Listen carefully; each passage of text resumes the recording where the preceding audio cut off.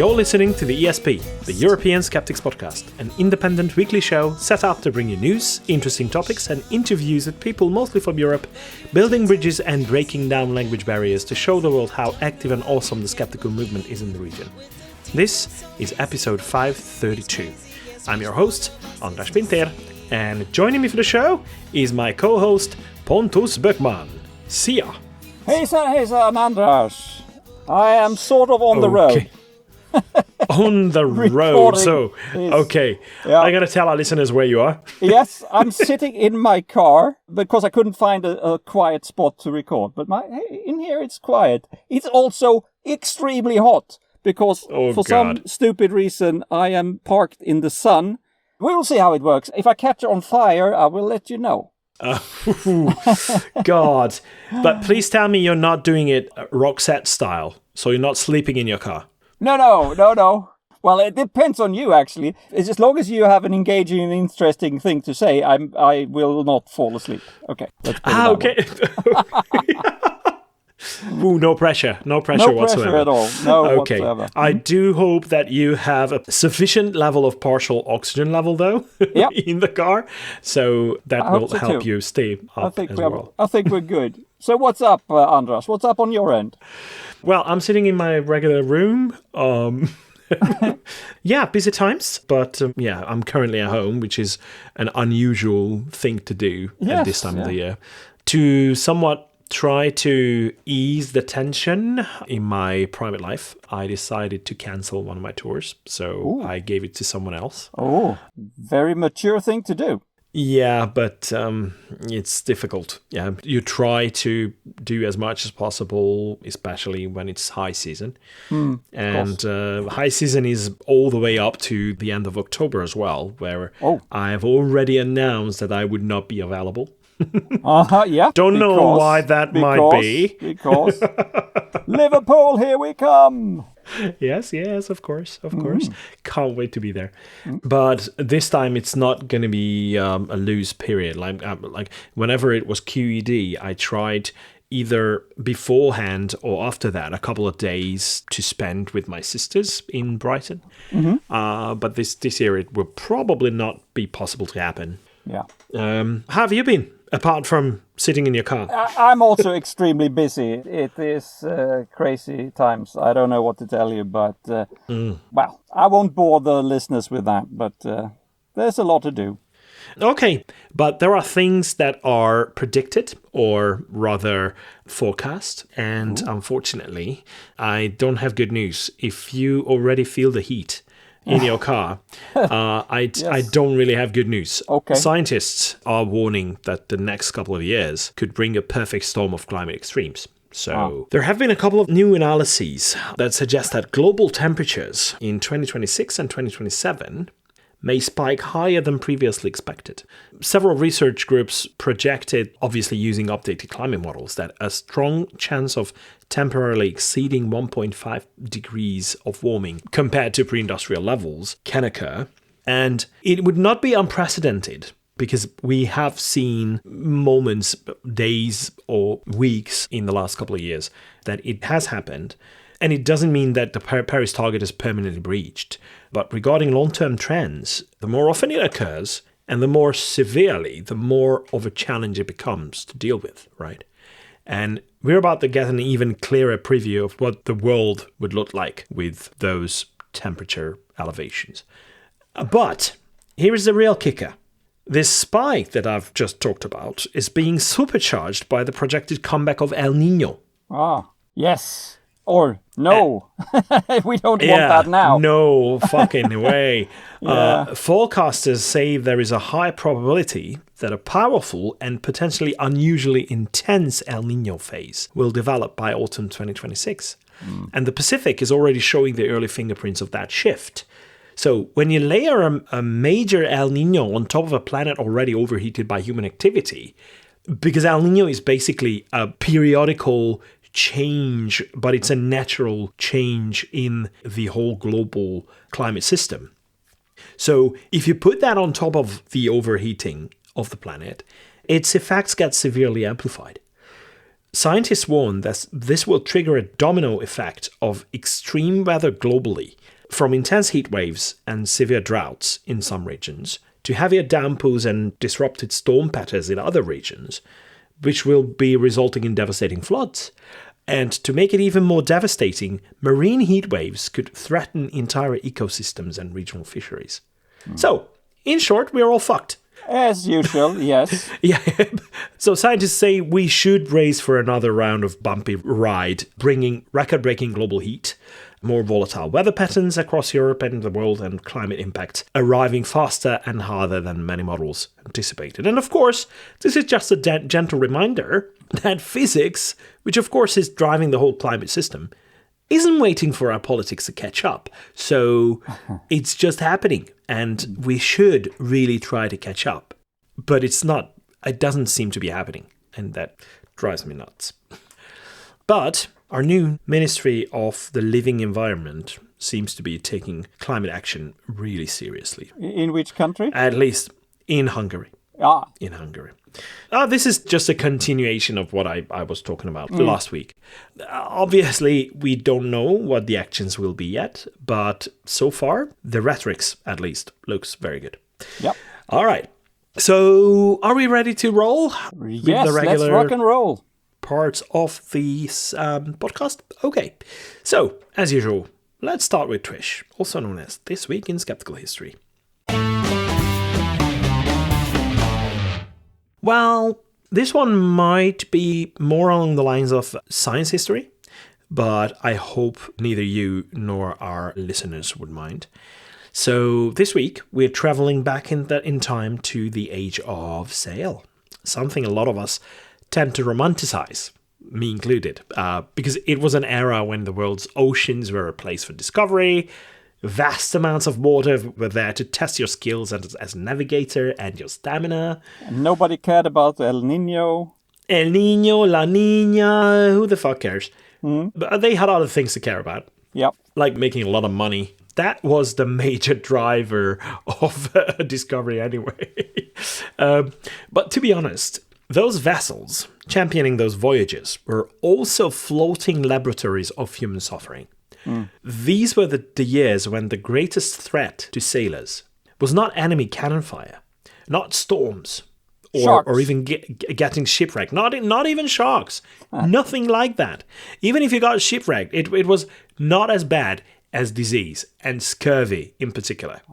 A horrific condition that today we know to have been caused by vitamin C deficiency. But back then, no one had the slightest idea. And yet it was devastating whole European navies. It actually killed more sailors than enemy cannon fire or any form of sea-based combat. And at the center of one of the most important medical breakthroughs of that age that ended up saving countless lives by dealing with that issue, there stands a quietly determined Scottish physician by the name of James Lind, who was born in Edinburgh in 1716. But it's not his birthday that we're celebrating. Have you ever heard of James Lind? I have heard of his experiment, yes. Yes, okay, great. Probably most of our listeners have. So I'll come to the actual date in a minute, just bear with me, but let's just go through how his life ended up in that. So Lind began his medical life more or less the traditional way. So he apprenticed as a surgeon, mixing medicines, dressing wounds, and learning the craft from the ground up. After 8 years of this, he joins the Royal Navy in 1739, which means that he was serving on long, punishing voyages during the War of the Austrian Succession. But he was really active, and those ships that he served on were really in the middle of things. Another 8 years passes like that, and he is serving aboard HMS Salisbury. But by that time, he had really seen enough. I mean, as a ship's surgeon, he has seen things like typhus, epidemics, and a lot of people dying of scurvy as well. And that was a terrible way to go. I mean, scurvy. Sailors would develop swollen gums, rotting teeth, bleeding skin, with old wounds opening up on occasion. So it's really terrible, with a profound lethargy and exhaustion, and eventually organ failure of all kinds. So that what led to death. Entire crews could become completely incapacitated. And during some voyages, mortality rates were catastrophic. And yet, despite centuries of suffering, nobody really knew what caused scurvy.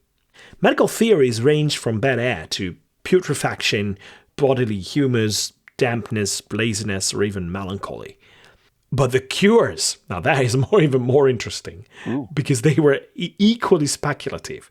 They ranged from physicians prescribing vinegar or heavy drinking of either alcohol or seawater, both of which could make things worse, actually.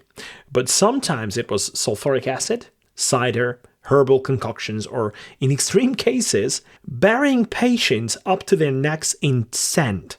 Well, because why not? Why not? That should do it. Yeah, but obviously they often resulted in it getting worse or even in death. But they did it with complete confidence and very little evidence. And even though there were a couple of examples, or people had some experience with citrus fruits that in the Mediterranean were pretty much there and available, but not in a lot of other parts of Europe, at least not, well, it wasn't like a market these days that you can find things from all over the world. It wasn't like that. So it wasn't readily available for everyone. But one thing is for sure, that being well nourished was not among the things that came with spending long periods at sea, right? Knowing all that, and knowing all the remedies that had been available, and hearing about the citrus fruit consumption being potentially good for you, on the 20th of May 1747, and we arrived at the date, so James Lind, as a ship's surgeon, did something extraordinary for his time aboard HMS Salisbury. He ran what we would now recognize as a controlled clinical trial, if with a very low sample size. Well, the ship had numerous sailors suffering from scurvy. That's the starting point. Lind selected 12 men with roughly similar symptoms. They were bleeding gums, weakness, and the dreaded spots all over the body. And he divided these 12 people into 6 pairs. Crucially, and that is very important, because that is one very important variable, he kept their baseline diet the same while testing different remedies. Okay, so he decided that there's going to be just one thing, one variable changed for every pair. And that is brilliant. One received 2 pints of cider daily, which is, well, that's nice. The other pair took 25 drops of elixir of vitriol, which is basically a dilute sulfuric acid. Doesn't sound pleasant, no? Probably not. The third pair was given 2 spoonfuls of vinegar 3 times a day. The fourth one drank a 1/4 pint of seawater. The fifth pair received a paste of garlic, mustard seed, and radish, which should have had some kind of positive effect.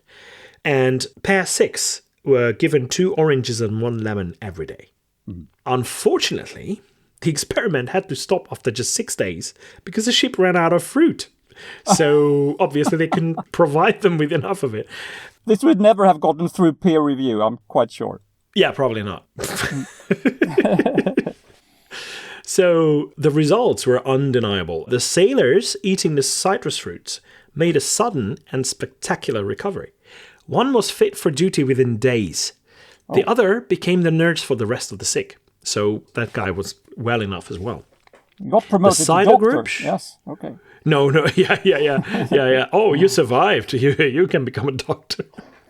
The cider group showed a slight improvement, with the paste of garlic, mustard seed, and radish one showing a little bit less of an improvement, but some. But the others, no change, or they got even worse. I think the crucial part of this is that by isolating variables and using a control-like structure of the experiment, James Lind had just conducted the first recorded clinical trial in medical history. So, science communication today often frames Lind as a triumphant hero who solved scurvy overnight. But from a skeptical and historically accurate point of view, the rest of the story is actually the most fascinating part, because Lind didn't understand his own discovery. He had no idea what was happening. Because the concept of vitamins wouldn't be discovered for another 150 years. So Lind adhered to the prevailing medical theory of his day, which was that diseases were caused by an imbalance of bodily fluids and blocked pores. Okay, so he invented the fifth bodily fluid, orange juice. That's the one he discovered. No, he theorized. No, yeah, you just have to fill the body up with orange juice, and that will do. No, he believed that scurvy was a digestive issue, which was caused by wet sea air and poor diet, and inadvertently, actually he was right about the latter, but he thought that the citrus worked merely because its acid helped dissolve the blockages in the pores, and the bodily fluids could then restart circulating properly. Because he thought it was just the acid that mattered, Lind later boiled down juice into a concentrate called Rob to make it easier to store. Unknown to him, the boiling process destroyed the vitamin C. So it was completely useless. So it failed to cure sailors on later voyages.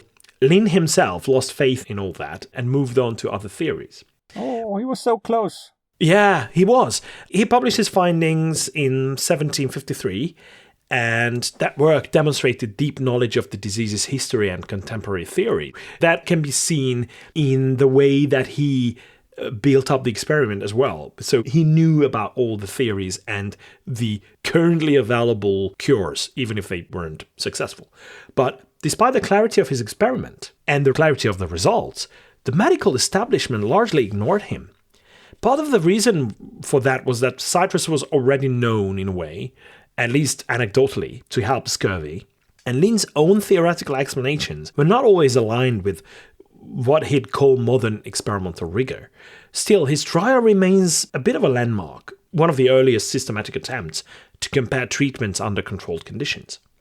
But his career didn't end there. As chief physician at the vast Haslar Naval Hospital from 1758 to 1783, he championed better ventilation, cleanliness, fumigation, and even the distillation of seawater to provide fresh drinking water, which were ideas that helped shape modern naval hygiene, and they really helped sailors. But the tragedy of all this is that despite his evidence, the Royal Navy did not adopt citrus juice as standard practice until 1795. So more than 40 years after Lind's experiment. Yeah. But when they finally did, scurvy vanished from the fleet as if by magic. But by then, Lind had already died. Not of scurvy, but yeah. Mm-hmm. Mm-hmm. Yeah, so I think his story is a great one of how science progresses and how a rigorous, blinded or controlled methodology can yield life-saving objective results, even if the scientist's underlying theory is completely wrong. Yeah. Well, detail on is not enough, though. It must be recognized, trusted, and implemented. And when they did, it worked! Yeah.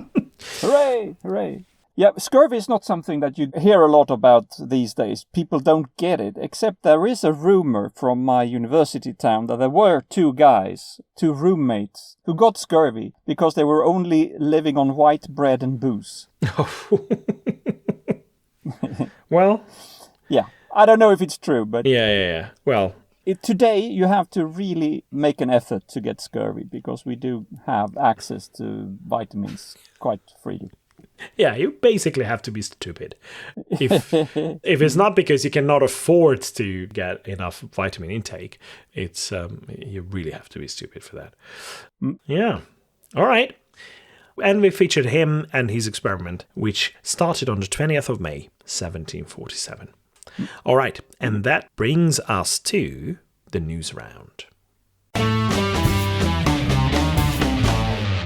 Yes. And in the age of RFK Jr., there are many myths and a lot of confusion and misinformation, especially when it comes to the possible causes for ADHD and autism. And one thing that RFK Jr. has done repeatedly is to try to blame this on medications taken by expecting mothers. Paracetamol, famously, or acetaminophen for our US friends, has been such a candidate. That lacks scientific evidence, of course. Another thing that has been put forward as possible cause are antidepressants.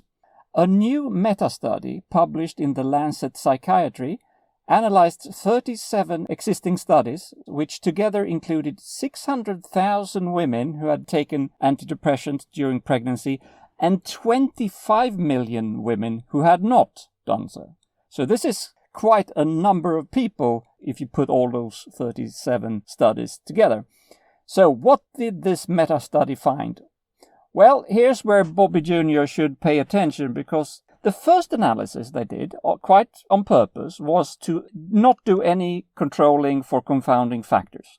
And when they did that, it showed a relative increase in the risk for ADHD by 35% and an increased risk of 69% for autism in the child. First of all, relative risk, of course, can sound very alarming if you confuse it with absolute risk, so don't do that, of course. But still, it showed an increased risk. But more interestingly, the authors of the study then redid the analysis, but controlled for factors such as pre-existing mental health conditions, and the effect went away. So there you go. But they didn't stop there. The study also conducted a correlation analysis looking at the father's use of antidepressants and with women who had taken antidepressants historically, but not during the pregnancy. And they found the same thing. There was a correlation at first, but it went away when they corrected for confounding factors.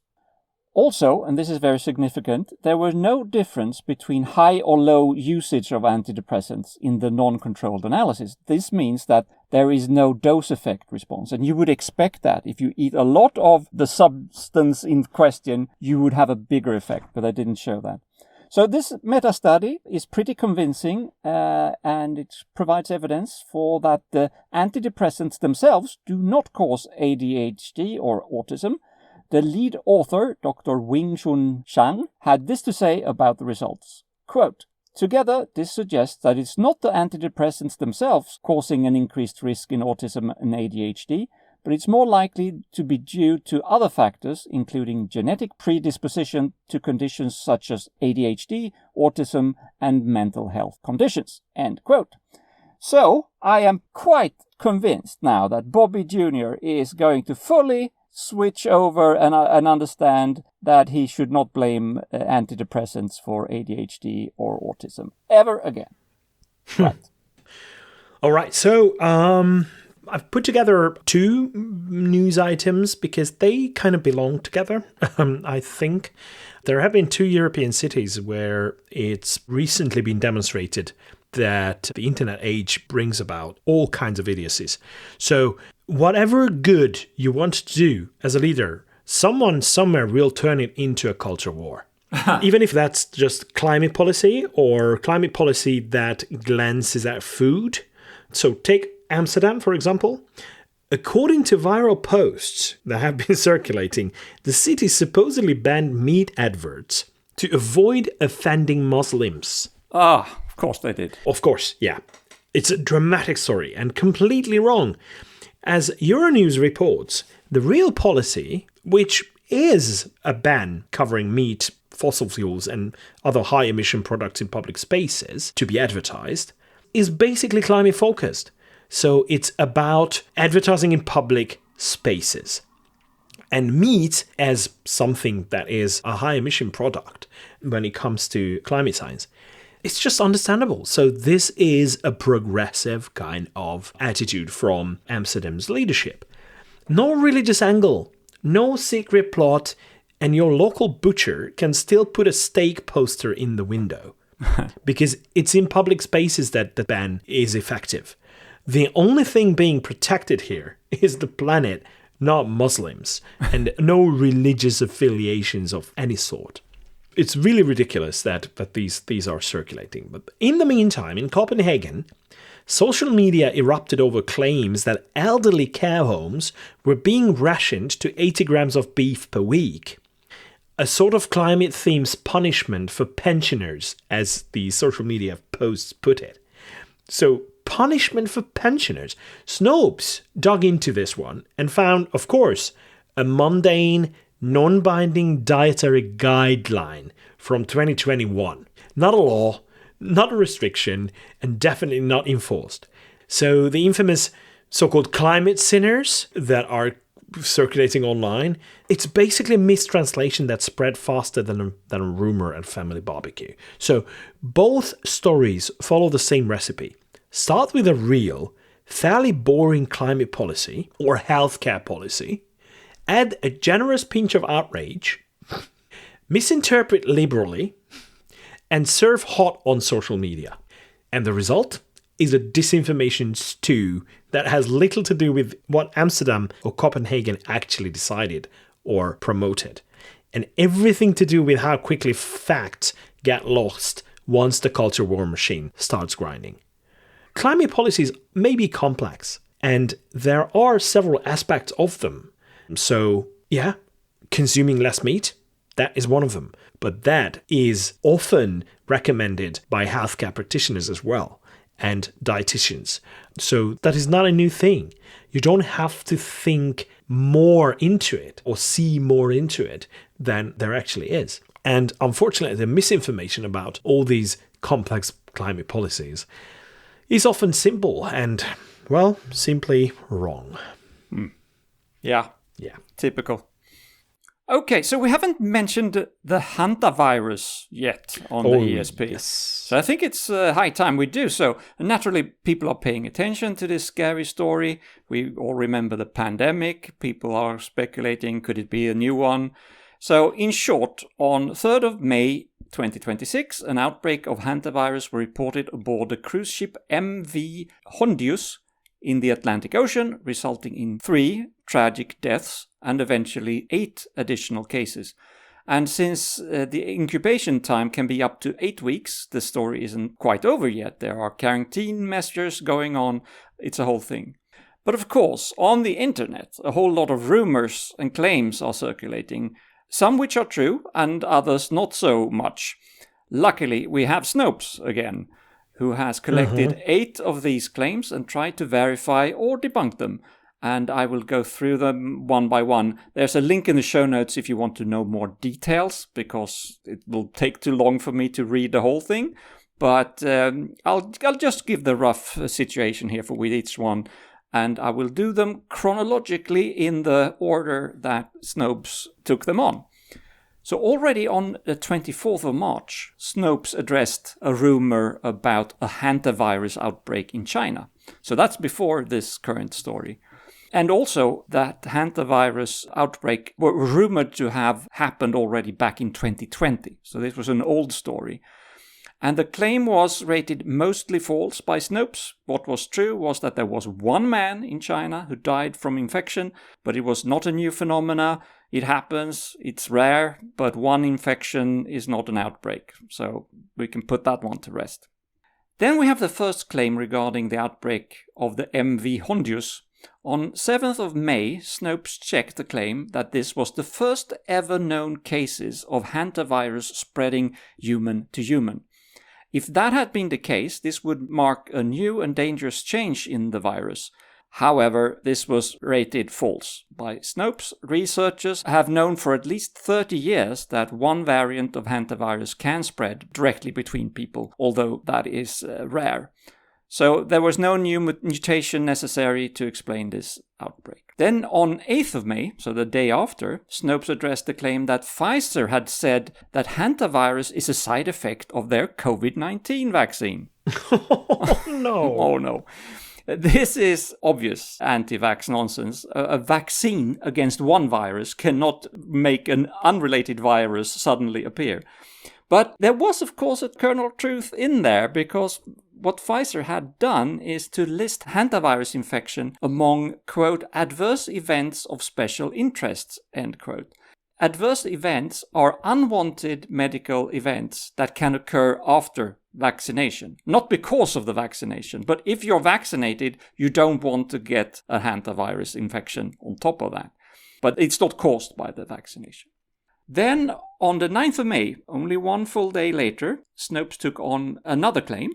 A tweet from 2022 allegedly said, and this is the full tweet now, quote, 2023, Corona ended, ... 2026, hantavirus. End of tweet.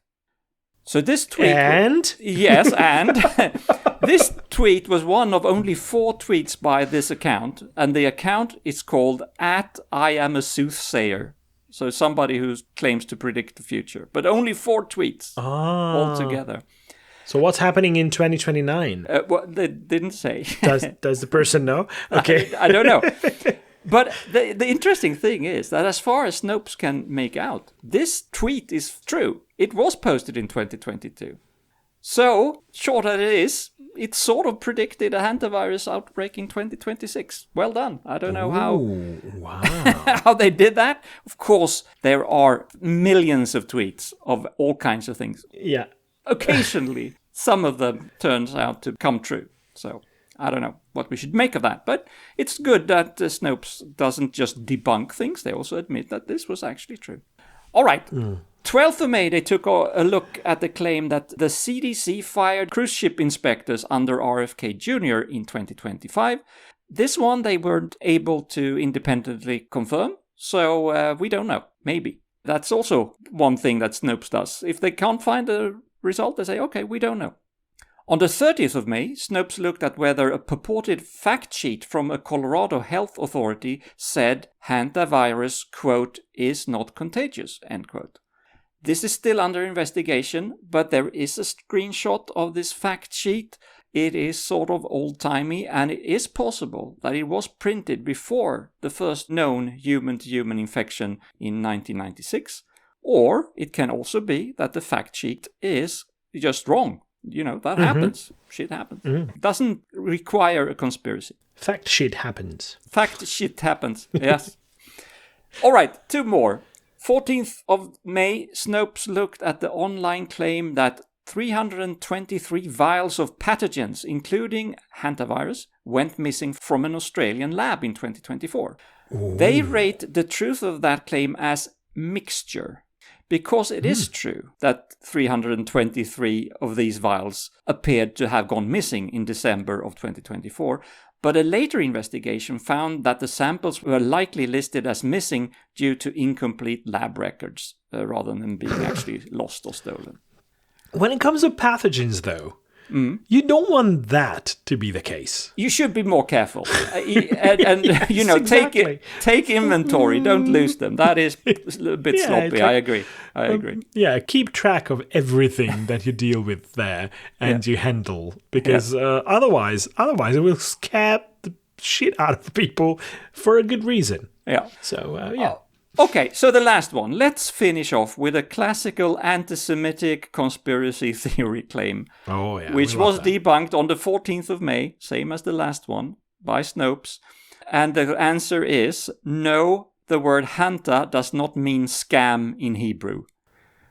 But of course, somebody had to blame the Jews. I've come across that one. Yeah. No, there is a word called hanta, but it means something totally different. And there's another word that's sort of almost like that, and it's apparently scam, but that's just a coincidence. Yeah. Yep. Well, I've come across another one, and that is that the World Health Organization says that hantavirus is spreading very fast across the world. And that was analyzed by Full Fact. And obviously, it was on X that it circulated. That beacon of truth, yes. Yeah. So, absolutely false. This is Full Fact came out with the verdict that is false. Yep. However, what the World Health Organization did declare is an Ebola outbreak.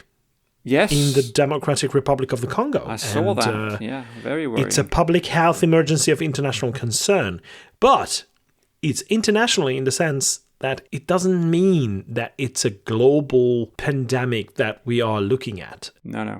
But it has the tendency to spread to other neighboring countries, and that makes it international. Yep. So that is how we need to understand what the WHO says about this. But these nuances really escape some people who just want the simple answers and they want to run with it and scare the shit out of people. 4 clicks, that is. That's what we live for now. Shall we finish the news round on something more lighthearted? Please. I think this is really cool. There is a new research that suggests that the universe's most famous ball of dirty ice and dust, well, Halley's comet, might actually deserve a rebrand of sorts.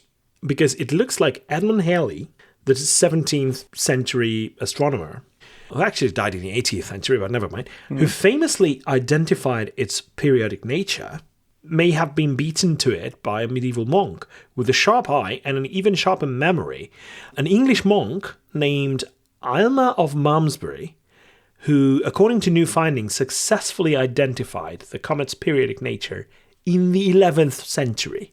Ooh.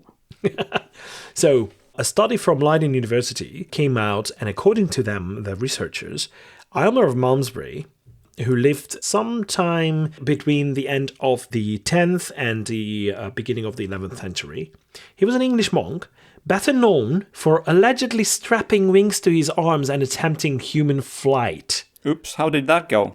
Well, he wasn't hurt. Well, it was a glider that he basically built for himself. Wow. And he's known for that. But apparently, he seems to have recognized that the spectacular comet he saw in 1066 was the same one he had witnessed in 989.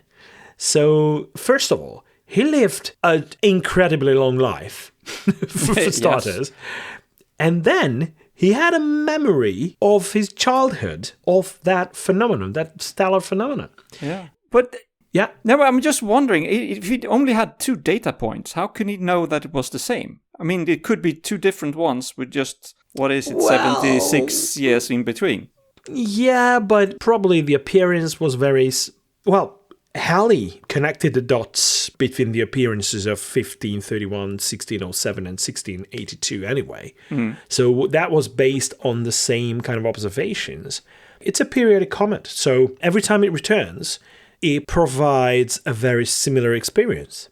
So the look of it, how it appears, the coma and the tail, they look very, very similar. So this is the basis of the identification for it. So the observations of Aylmer of Malmesbury survived thanks to the writings of the 12th century historian William of Malmesbury, whose account researchers now argue has been hiding in plain sight for centuries, because Aylmer of Malmesbury was known for his weird idea of trying human flight, but not for his observations of the comet. But if true, Aylmer would have identified the comet's periodic return nearly 700 years before Halley did. That's well done. I mean, quite resourceful guy. But I don't think we're going to rename it, are we? It's so established. No. That would be creating confusion. Yeah. He lived an exceptionally long time, and he wasn't applying calculus or anything, because that was something that Halley did use in a way. So he did use some trajectory calculations as well. So I do think that Halley's insight still earns him the naming rights. So I think he did more than just recognize that it was probably the same thing, because he could kind of prove it that it was the same thing. It's not only about medieval monks lacking PR departments that can push for the first place for him, for Aylmer. But there's another funny thing. The comet's 1066 appearance was immortalized in the Bayeux tapestry. Well, all of our UK listeners will be familiar with that. Back then, it was interpreted at the time as a fiery omen of doom, a celestial announcement, basically, of the Norman conquest, as the later historians refer back to it. Medieval chroniclers routinely linked comets to famine, war, and the death of kings, and Aylmer himself reportedly warned that catastrophe was imminent. And to be fair, in 1066, he wasn't that wrong. With the Norman conquest, well, catastrophe was what it was for a lot of people. The new findings have sparked a lively debate among historians and astronomers. Should Halley's comet be renamed? But as you said, Pontus, I don't think so. No. Aylmer's comet would have a certain charm, a ring to it, but perhaps less of a brand recognition. So while no one is proposing a full celestial rebranding just yet, the research does highlight how easily scientific insights can be lost or overlooked in the long arc of history. So Halley's legacy remains intact, but somewhere in the great cosmic beyond, One imagines Aylmer of Malmesbury flapping his makeshift wings in satisfaction that he's recognized as the first one to realize that it was a periodic comet. All right. But that brings us to the end of the news round, which means that we are about to find out who's been really wrong lately. All right. Katrin Zytomierska is a Swedish... Sounds Slavic. Yeah, well, it is. She is Swedish. She's a Swedish former TV presenter and now an influencer. She has had some questionable incidents in the past, especially during the pandemic. I don't think she is really fully anti-vax. I think she's probably more of an opportunistic contrarian, but that's bad enough. She is dabbling in the area of promoting diets on her platforms, and she has her own brand now called Clean Eating. Very nice. One quote from her when she was promoting one of the products during the pandemic was, and this is regarding her omega-3 oil, quote, "I strongly recommend that you start taking a spoonful of our oil to protect yourself as best as possible." Protect against the pandemic, mind you, right? "It is expensive, but it's because it has to be. It's money well spent on your health. It isn't a product we make money on. It's a product that we've chosen to sell to show that we truly care about your health." End quote. All right, tell me another one. I don't buy that for a second. So that was in 2020. So this is old news, and she was fined for that commercial, and she had to take it down. But now, this week, she's at it again. In a commercial on Instagram, she repeated a claim from the longevity profile Brian Johnson, which I'm happy to say I don't know who he is, but an American guy. So this is what she said this time. Quote, "Health guru Brian Johnson claims that a good olive oil is better than Ozempic, that it reduces the risk of breast cancer by 60% if you take a shot after every meal, and it lowers your bad cholesterol by 80%. But the catch is that you have to drink an olive oil that has been specially formulated." End quote. And guess where you can get that? What does that mean? They have to buy her brand. Ah, okay. Specially formulated. It's like potentialization, like with homeopathy, right? I have no idea. Like I have no idea. But the alarming thing, of course, here is she's saying that it reduces the risk of breast cancer by 60%. So, for claiming that her special olive oil can prevent breast cancer and has all kinds of unproven, implausible health effects, Katrin Zytomierska gets this week's award for being really wrong. And it's well-deserved.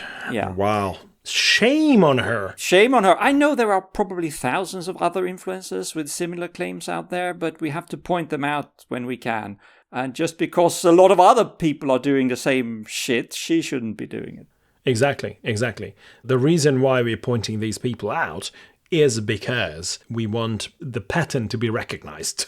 And that helps other people who are fighting against them. So thank you very much for that, Pontus. Thank you. And that brings us to the end of this week's episode, which is usually marked by a quote. And I've got a quote from your fellow Swede. Oh. Carl Linnaeus. Carl Linnaeus. We usually call him Carl von Linné. Yeah, but that was after he was... but that's what he's called in school books. Linné, yeah. His birth name was Linnaeus, right? Yeah. But he got ennobled. and ennobled, is that the word for it? I think it is, yeah. Oh, so okay, he was made a nobleman. Yeah, okay, good. I learned he was made a nobleman, and this is what he became. Carl von Linné. Yep. So he was a Swedish biologist and physician.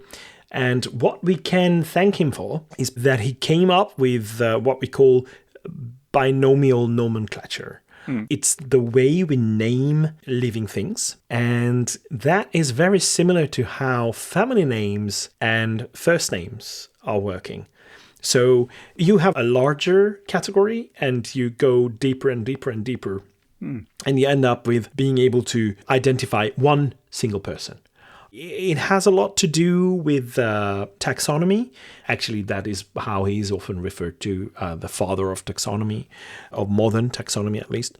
Yeah, it's very important that we know what we talk about. And this is what the quote is about.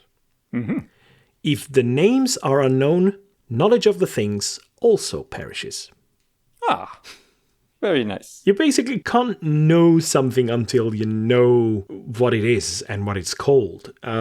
So we have to categorize things. We have to put everything into a box. And that box is what is the name that we give it. Yeah. I wonder if this quote has something to do with the flower that is... I don't know, remember now, if he named it or if it was named in his honor. But it's a small, very small blue flower that's called forget-me-not. Forget-me-not? Forget-me-not, that's one word. I think it's called that in English, at least the equivalent yes, it in is. Swedish. It is. Yeah. And that is a little bit as per this quote, right? If you don't know the name of things, then you forget about them. Yeah, actually, it is from Philosophia Botanica, which is one of his major works. Yeah. Okay. But yeah, he came up with the Systema Naturae. That is very important as well. That is probably his most famous and most important work, where he came up with this. Well, in every historical period, there were people, scientists, who tried to come up with a naming system for everything that lives. And for some reason, his system lives on. Yep. So we still use his system to this day. And whenever you see a scientific name of a species, you see the species name. And after that, you see a year and the name. And that is the year that it got categorized and the name of the person who categorized it. And a lot of animals and plants bear the scientific name of them of Linné. Yeah. Sometimes you subcategorize even more, so you have 3 names. And my favorite species is gorilla. For some reason, they came up with that. My favorite is buffo. Ah, that's some sort of ox or something. Or what is it? No. That's toad. Okay, bullfrog maybe. No, probably not. Oh, okay. Yeah. All right. So short in the dark. Okay. And bison is bison. That's easier to figure out. It is very easy. All right. Before we go deeper into taxonomy, I think we should conclude the episode. Absolutely. And I'd like to thank you, Pontus, for your continued efforts, especially that you tried in the car. Yes. Oh, that was I do apologize for the varying sound quality of this episode. I hope listeners can forgive it. I had to move in. It didn't work. Anyway, I'll never try that again. So I am now a wiser guy. Yeah, we learn from our mistakes. That's important. Yeah. All right. So many thanks to our listeners as well for tuning in. Please keep doing so. And until next week, goodbye. Hej då! Vi slatt.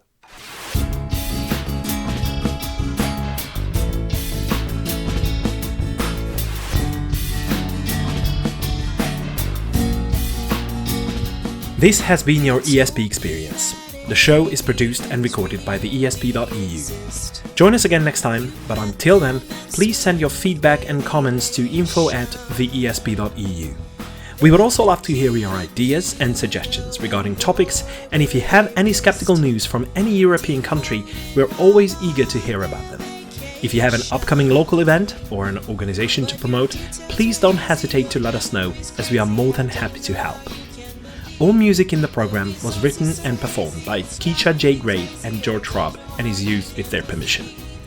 Please check out our webpage for show notes and archive material at theesp.eu. Follow us on Blue Sky at theesp.bsky.social. Like us on Facebook or support our work on patreon.com/theesp. And don't forget to spread the word by sharing our content with others. I don't know how you can believe.